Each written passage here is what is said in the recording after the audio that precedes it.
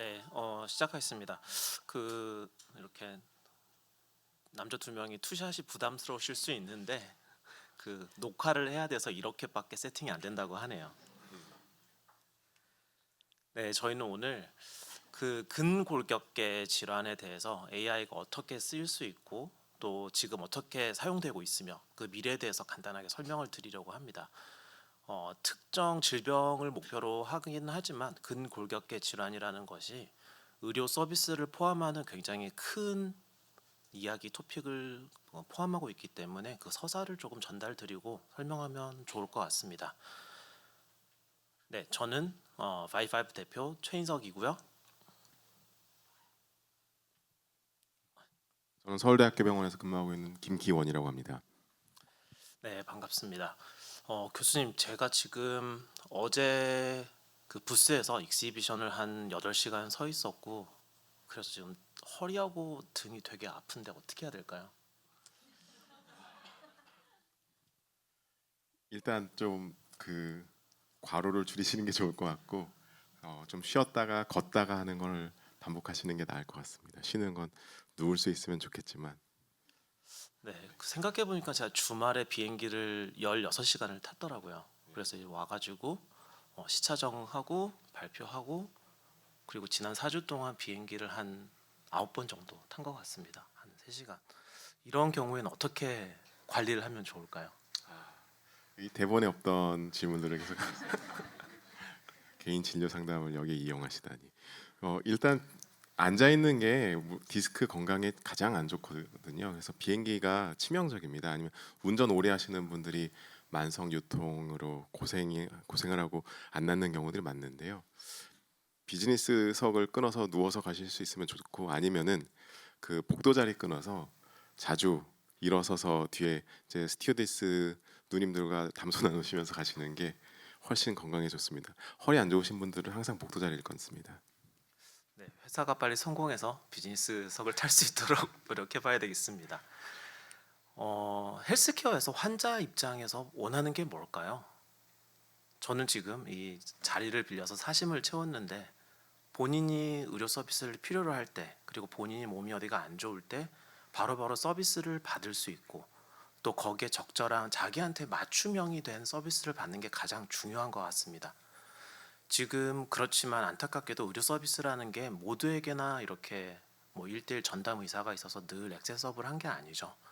거기에서 AI가 많은 역할들을 해줄 수 있을 것 같고 그 관점에서 그러면은 저희가 사용하는 건 비전 AI라고 해서 컴퓨터가 그 이미지 아니면 동영상을 보고 이해할 수 있게 되는 걸 시점으로 합니다.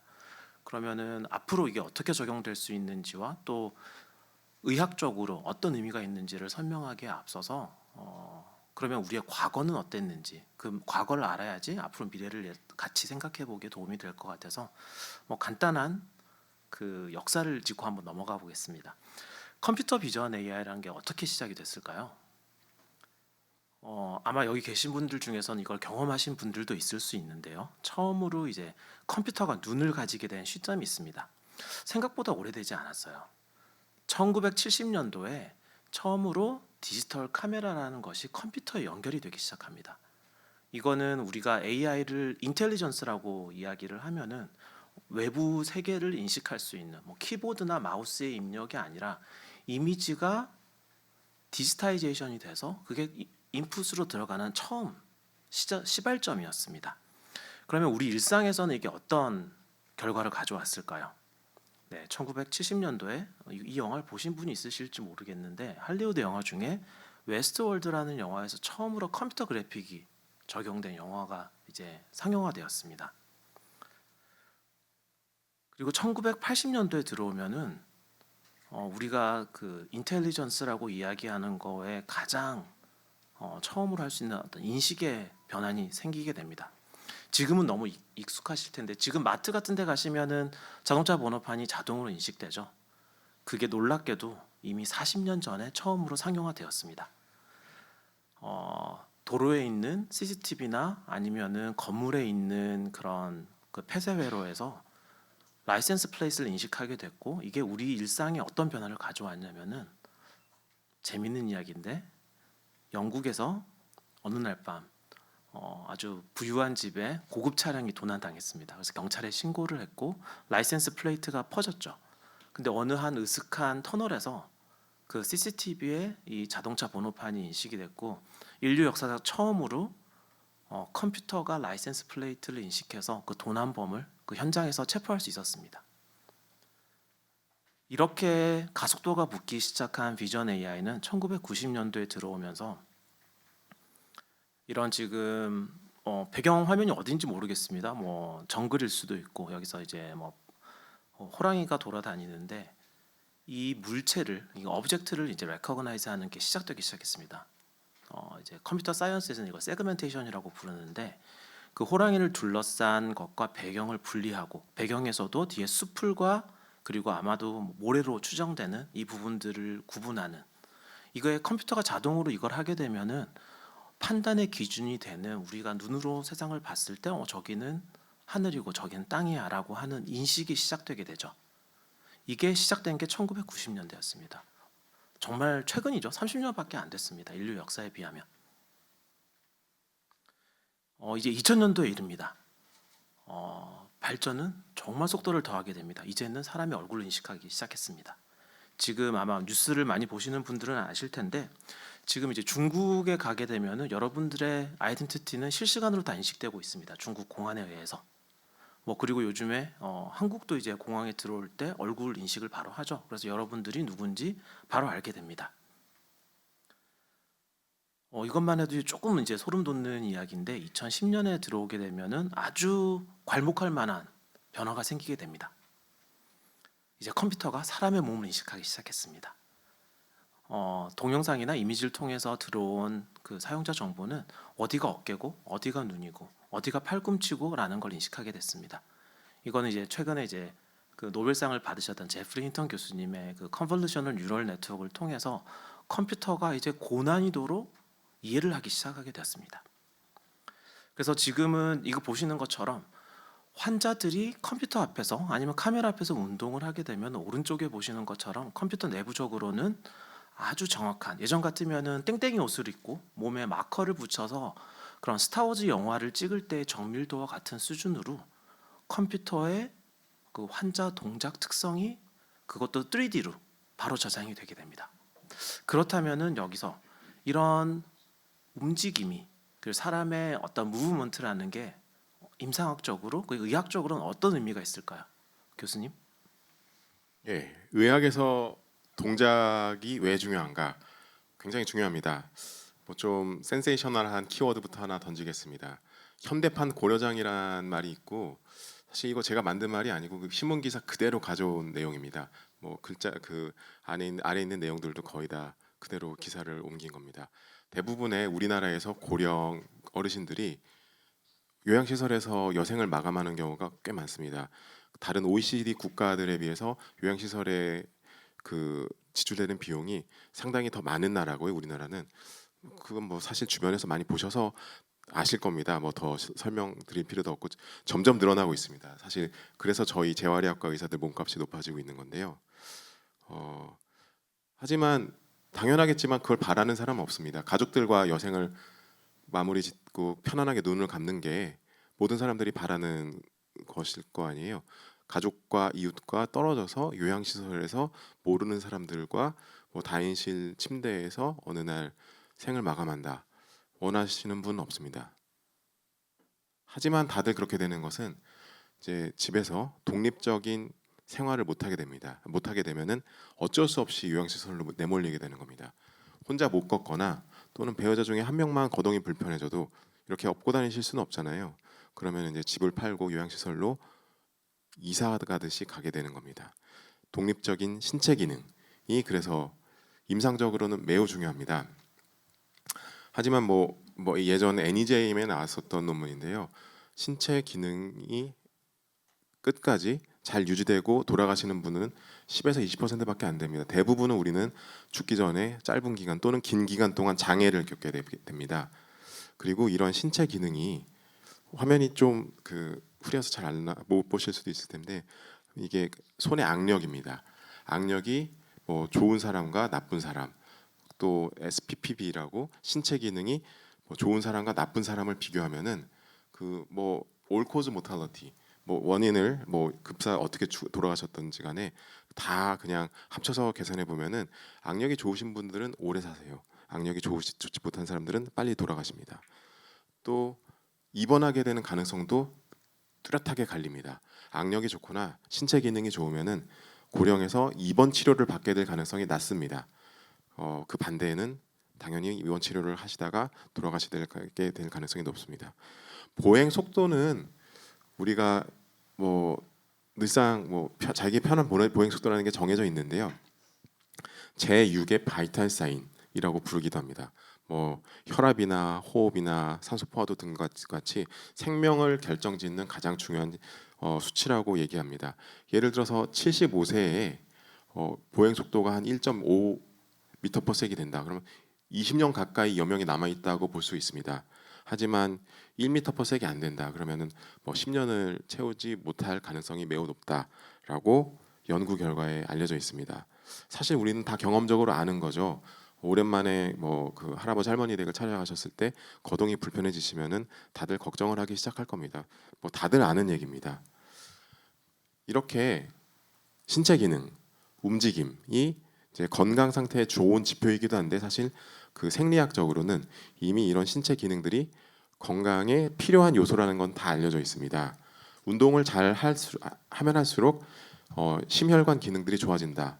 뭐 당연한 거죠. 폐 기능도 당연히 그 운동 능력과 굉장히 상관관계가 높습니다. 운동 능력이 잘 유지되는 사람들이 폐 기능도 건강하게 유지가 됩니다. 그리고 근육이 많은 사람이 당뇨도 잘 안 걸리고 그 기전은 근육에서 나오는 이런 마이오카인이라는 호르몬들이 작용한다는 것도 알려져 있습니다. 고령에서 치매들을 다 걱정하실 때 치매에 걸릴까 걱정을 많이 하시고 좋은 영양제들 많이 드시고 계시는데 지금까지 나온 어떤 약보다도 운동이 더 훨씬 좋은 예방약입니다. 이것은 뭐 이론의 여지가 없습니다. 나이가 들면서 이런 신체 기능이 떨어지는 것을 우리는 의학적으로 이렇게 이해해 볼 수 있습니다. 독립적인 기능이 유지되는 기간이 있을 거고요. 나이가 들면서 어느 순간 이런 장애가 생기게 됩니다. 그리고 죽음에 이르게 됩니다. 그 중간 단계를 우린 노쇠라고 부릅니다. 완전히 장애를 갖진 않았지만 굉장히 취약해져 있는 시점입니다.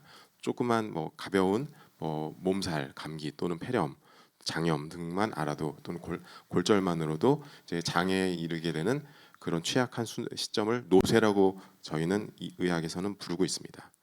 하지만 중요한 거는 이런 노쇠, 신체 기능 저하가 완전히 비가역적이진 않습니다. 서울대학교에서 평창 지역 거주민들을 대상으로 한 6개월간 그 집중적인 중재를 가했었던 연구입니다. 주로 운동과 영양 또는 약물 조절 등이었을 텐데요.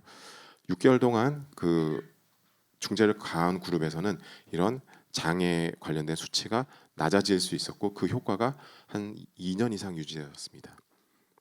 어느 정도 가역적이라고 할 수 있습니다.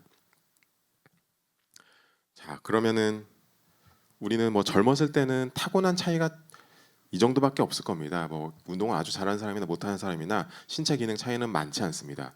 하지만 나이가 들수록 신체 기능 차이는 매우 뚜렷하게 벌어지게 됩니다. 장애에 이르시는 분도 있고 장애에 이르지 않는 분도 있고 그 기간도 천차만별입니다.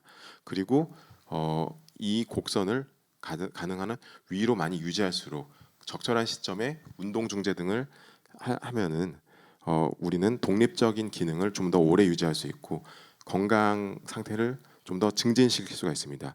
궁극적으로 여명도 늘릴 수 있으면서 삶의 질이 좋아집니다. 좀 더 행복하게 살 수 있습니다. 단순한 의료의 문제가 아니라고 말씀드릴 수 있습니다. 어느 분이 더 혈당이 높을 것 같아요? 아니면 어느 분이 더 고혈압일 것 같아요? 전혀 의미 없는 질문이거든요. 누가 더 건강하게 오래 사실지는 누가 봐도 잘합니다. 같은 나이에서 신체 기능이 차이가 난다. 우리는 당연히 그 신체 기능이 좋은 분들이 더 오래 살 거라는 걸 알 수 있습니다. 이렇다시피 의학에서 동작, 운동 능력은 중요한 그 평가의 지표입니다. 그리고 동시에 적절한 운동 처방을 통해서 기능을 늘리고 신체 기능을 향상시키면서 건강을 증진시킬 수 있습니다. 저희는 그래서 운동을 약이라고 얘기합니다. Exercise is medicine은 중요한 저희의 모토입니다. 그럼 비전 AI가 여기에 결합돼서 어떻게 효과가 있을 수 있을까요? 그럼 비전 AI를 활용하면은 이러한 그 운동 능력을 통한 평가를 구속이 전혀 없이 정량적으로 연속적으로 할 수 있을 거고요. 또 운동 중재를 좀 더 퍼스널라이즈드 개별화된 맞춤형 운동 처방을 예방적으로 할 수 있을 것이라고 봅니다.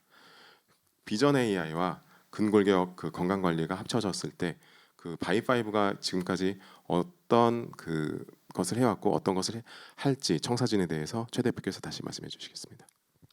네, 좀 무거운 얘기였을 수 있는데 다시 돌아오면은 간단합니다. 그 어떤 분들도 여기 앉아 계신 분들이 어느 순간 지금 환자분의 수명이 5년 남았습니다라는 이야기를 갑자기 듣고 싶지 않죠. 있는 동안 건강한 삶을 누리고 싶어 하고 또 그게 항상 의사에 의해서 또 그리고 가능하다면 AI 도움을 통해서 항상 자기의 상태를 체크하기 원합니다. 그래서 여기에 필요한 AI 기술들이 있습니다.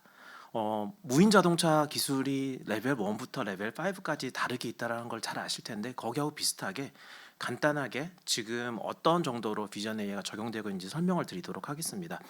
레벨 1은 여러분들이 그 전담 치료사가 집에서 상주하면서 여러분의 상태를 보지 않더라도 재활 운동이나 운동 치료법을 통해서 하고 있는 것들을 AI가 직접 카운트를 하고 여기서 필요한 특이 사항들을 의료진에게 전달할 수 있는 정도의 수준의 AI입니다.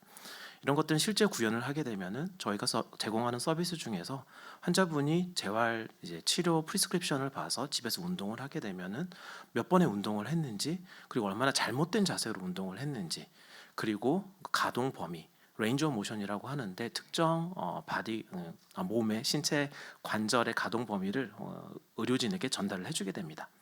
레벨 2로 가게 되면은 의료진이 조금 더 AI를 신뢰해서 이를 바탕으로 진단을 할 수 있게 됩니다. 그래서 지금 저희 바이바이프 회사 같은 경우에는 이제 아래쪽에 보이는 경우에는 그냥 공개적으로 돌아다니는 아니면 구글에서 그냥 무료로 배포하고 있는 모델 같은 경우에 환자의 몸을 트래킹할 경우에는 실제적으로는 잘 사용하기 어렵습니다. 이를 위해서 저희가 독자적으로 처음부터 개발한 모델을 통해서 보시는 것처럼 환자가 카메라 앞에서 옆으로 운동을 하더라도 내부적으로는 3차원으로 리컨스트럭트가 돼서 의료진은 이제 3차원적으로 확인을 할 수가 있습니다. 이를 바탕으로 운동 치료 그리고 전문 운동 선수들 같은 경우에도 굉장히 빠른 움직임들도 분석을 해서 커렉션을 해줄 수 있는 그런 서비스를 제공을 하고 있습니다. 레벨 3로 가게 되면 조금 더 이제 앞으로 우리가 치료를 할 수 있고 예방을 할 수 있는 영역까지 넓어지게 됩니다. 시간이 많지 않은 관계로 더 자세한 설명을 드릴 수 없겠지만 감소증, sarcopenia라는 것이 새로운 질병들이 굉장히 많은 위협이 되고 있는데 레벨 3에서는 이런 것들을 미리 예측을 할 수 있습니다. 그래서 저희는 이를 바탕으로 원격 치료를 하고 있고 환자가 원할 때 언제든지 의료진과 연결이 돼서 본인의 지금 현재 상황 그리고 같이 목적을 세워서 그 목적에 따른 재활 치료를 받을 수 있게 됩니다. 네. 그러면은 앞으로의 미래에 대해서 간단하게 말씀드리겠습니다. 레벨 4가 되게 되면은 이제 어떤 질병에 대해서 근골격계에 대해서 진단을 하게 됩니다. 그리고 레벨 5에 대해서는 여러분이 평소에 집안에서 활동하시는 걸 보면서 앰비언트 모니터링이라고 할 수 있는데 늘 상시적으로 모니터링을 해서 컨티뉴어스 모니터링을 통해서 환자가 어떤 새로운 질병이 발현되고 있는지 어떤 위험성이 증가하고 있는지를 확인할 수 있습니다. 여기에 대해서 레벨 4에 대한 시나리오를 교수님께서 간단하게 설명해 주시겠습니다. 레벨 4가 되면은 저희가 많은 데이터를 바탕으로 어느 정도 신뢰할 만한 임상적으로 쓰일 수 있는 진단 기능을 탑재할 수 있다라고 기대를 하고 있습니다. 사용자 A를 예로 들어 보겠습니다. 51세 이제 컴퓨터 작업을 많이 하는 남자인데요. 고혈압을 지병을 앓고 있고 한 2년 전부터는 아무래도 노트북 많이 쓰다 보니까 목이 자주 아팠다고는 합니다. 근데 최근에 이제 요통을 이제 겪게 되는 거예요. 그래서 걱정이 되는 거죠. 요통 때문에 며칠 정도 일을 못할 정도로 좀 그 불편을 겪었다고 합니다. 그래서 바이파이브의 평가 툴을 한번 실행해 본 겁니다. 그러면은 저희 평가 툴을 통해서 척추의 퇴행성 변화가 어느 정도 진행하고 있었다는 것을 확인할 수 있었고, 그리고 특히 요추의 디스크 질환이 어느 정도 와 있다는 것을 확인할 수 있었습니다. 그리고 본인은 전혀 알지 못했지만 제 어깨의 관절 가동 범위가 좀 줄어들고 있다. 50견으로 발전할 가능성이 있다는 것을 바이파이브가 얘기를 해줄 수 있습니다. 그럼 이를 바탕으로 지금 이 사용자가 겪고 있는 요통에 대해서 자세 관리나 운동 처방을 할 수 있고, 예방적으로 50견이 진행하지 않도록 운동을 처방하게 되고, 약 12주간 이제 운동 이후에 증상이 나아지고 일상생활의 모든 활동들을 복귀할 수 있게 되는 겁니다. 그럼 레벨 5는 어떻게 될까요? 최 대표님께서 다시. 네, 좀 더 미래지향적으로 이런 걸 생각하실 수 있을 것 같습니다. 사용자 B께서는 지난 3년 동안 앰비언트 모니터링을 사용하고 계십니다.